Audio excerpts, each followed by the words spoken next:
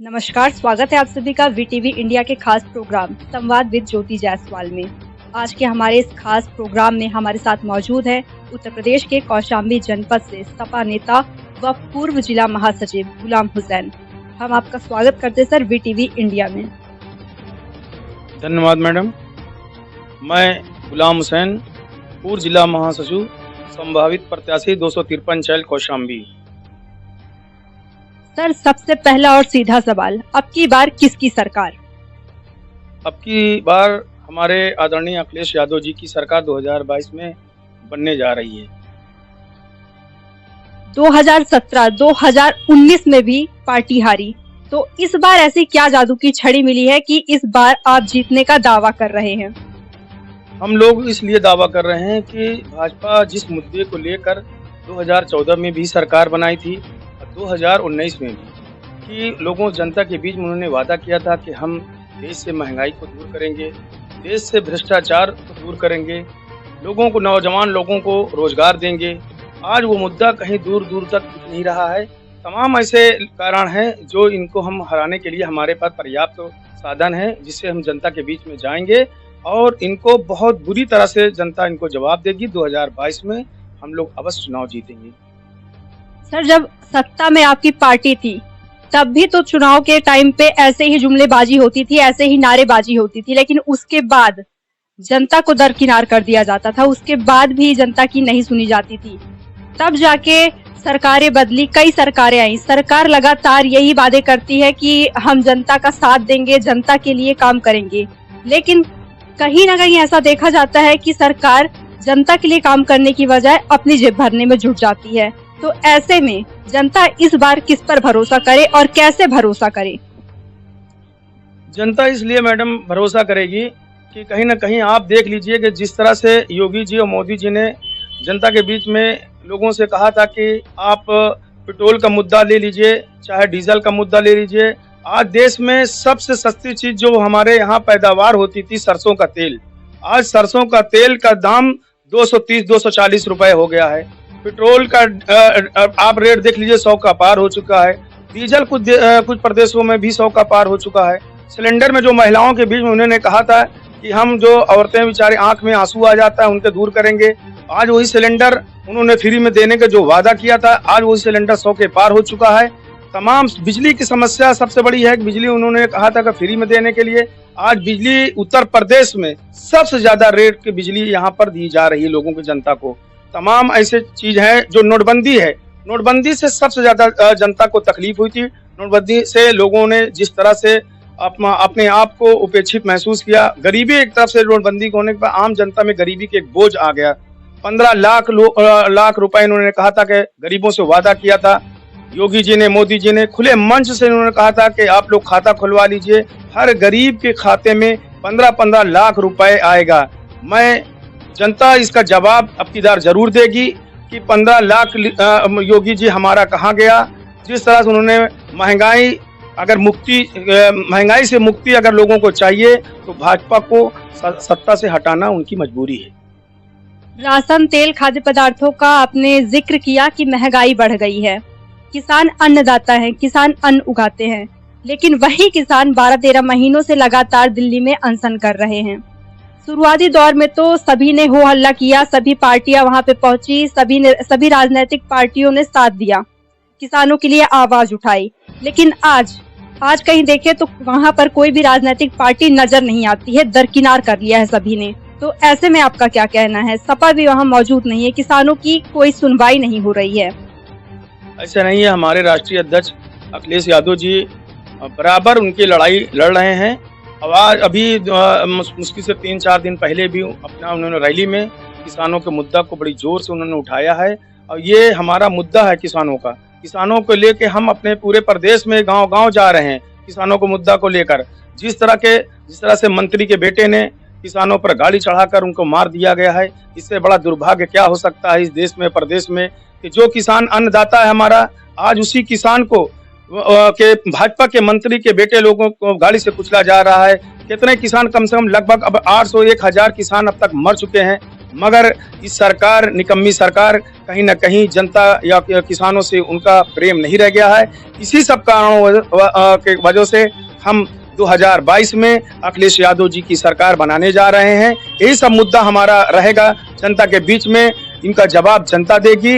इनका जो घमंड है, गुरूर है, जो योगी जी के, मोदी जी के, कि जनता जिस तरह से इनको सत्ता में 2014 में 2017 में बनाई है, उसी इनके घमंड को जनता ही दूर करेगी। अब आने वाला समय ये सारा मुद्दा हम लोग जनता के बीच में गांव-गांव जाकर इस मुद्दा को हम लोग प्रचार कर रहे हैं।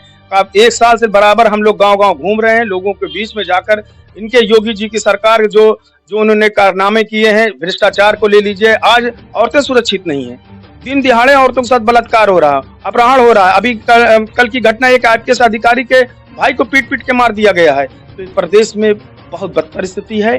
मैं आपको विश्वास दिलाता हूं, ये जनता आपकी दार माननीय मुख्यमंत्री को 2022 में मुख्यमंत्री के रूप में दिखने जा रही है। हम लोग 2022 में आने जा रहे हैं।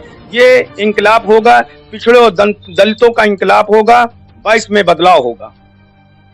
भाजपा ने इल्जाम लगाया है कि जो लखीमपुर खीरी में घटना हुई, वहां पर किसान नहीं मारे गए, बल्कि राजनेता जो अलग अलग पार्टी के लोग हैं, अलग अलग पार्टी के नेता हैं, उन्होंने मिलकर दंगे फसाद करवाए हैं बीच में। किसानों, उनका कहना है कि किसान आंदोलन नहीं कर रहे, किसानों के पास इतना टाइम नहीं है। लेकिन जो विपक्षी दल हैं, उन सब की मिलकर साजिश है ताकि भाजपा सरकार को नीचा दिखाया जा सके। इस विषय में आप क्या कहेंगे? मैं तो बस यही कहूँगा, भगवान भाजपा के नेताओं को सद्बुद्धि दे कि उनको किसान और आतंकवादियों में फर्क नहीं आ रहा है। ये किसान जो हमारे लिए हमेशा पूरे देश में हमेशा किसानों की वजह से देश चला है, आज वो किसान, उनको किसान नहीं दिख रहा है, उनको आतंकवाद दिख रहा है। ये नफरत के लोग हैं, इनको सिर्फ नफरत की बात आती है। कभी आज हिंदुस्तान में चाहे प्रदेश में जिस तरह से सांप्रदायिक रूप ग्रहण कर लिया है, किसी से छुपा नहीं। इनका सिर्फ एजेंडा है सिर्फ हिंदू मुसलमान करना, आतंकवाद। मैं आपके चैनल माध्यम से कहना चाहता हूँ, क्या 370 हटाने के 370 हटने के बाद क्या वहाँ से आतंकवाद खत्म हो गया? इन्होंने यही नारा दिया था कि काला धन खत्म हो जाएगा तो देश से आतंकवाद खत्म हो जाएगा। क्या ये आतंकवाद खत्म हुआ? अभी हमारे कितने नौजवान शहीद हो रहे हैं, बराबर कश्मीर में घटनाएं हो रही हैं।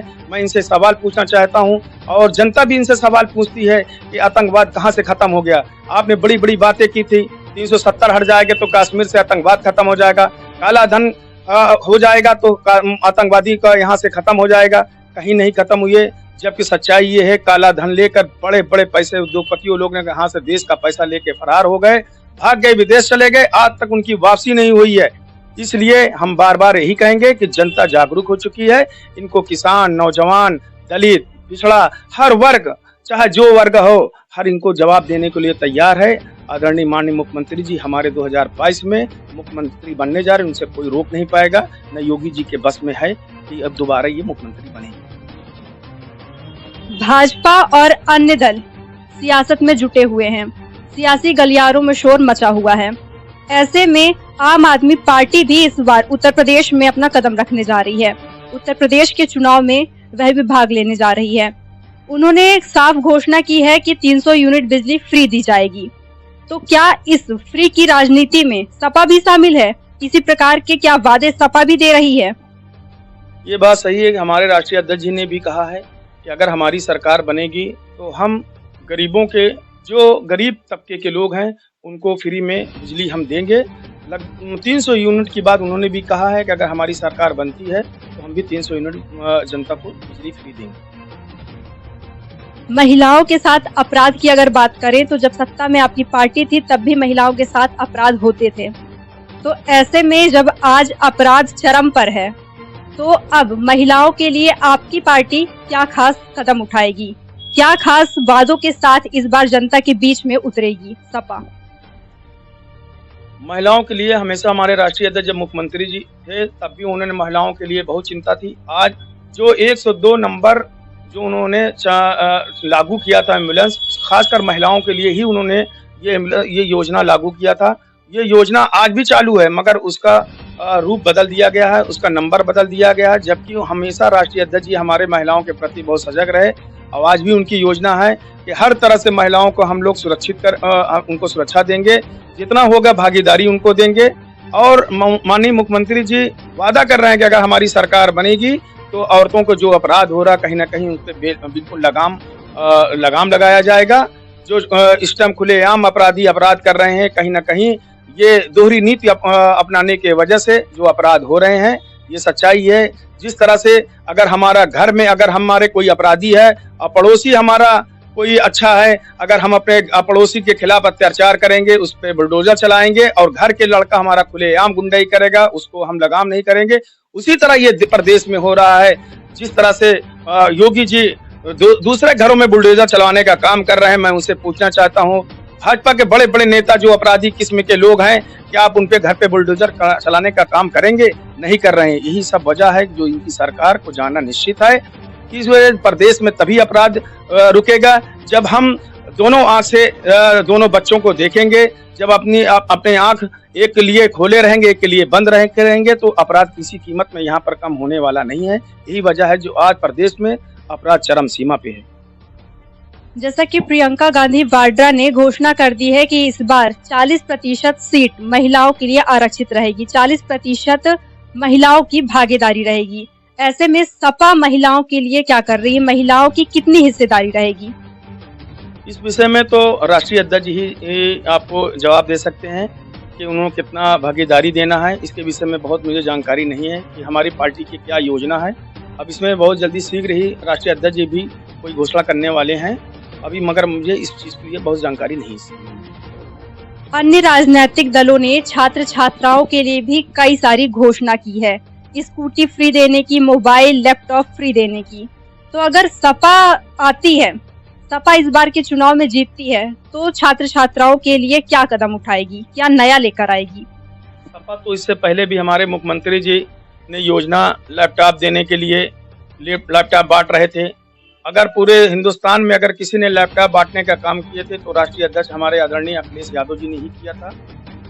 जो छात्रवृत्ति लोग को देने का काम उन्होंने किया, रोजगार भत्ता देने का अगर काम किसी ने किया पूरे प्रदेश में या पूरे हिंदुस्तान में, तो अगर उत्तर प्रदेश में है राष्ट्रीय हमारे अखिलेश यादव जी ने ही किया था रोजगार भत्ता देने। तो इस तरह से अगर देखा जाए तो राष्ट्रीय अध्यक्ष जी हमारे जब मुख्यमंत्री जी थे तो उन्होंने ही बच्चों को शिक्षा के मामले में सबसे ज्यादा उन्होंने विचार किया और काम किया और आगे भी करेंगे। तो ये थे हमारे साथ सपा नेता व पूर्व जिला महासचिव गुलाम हुसैन। आपका बहुत बहुत धन्यवाद सर। Thank you madam. आपको एक बार पुनः बता दें, वीटीवी इंडिया लगातार दबे कुचले मजलूमों की आवाज को उठाता रहा है और आगे भी यह सिलसिला जारी रहेगा।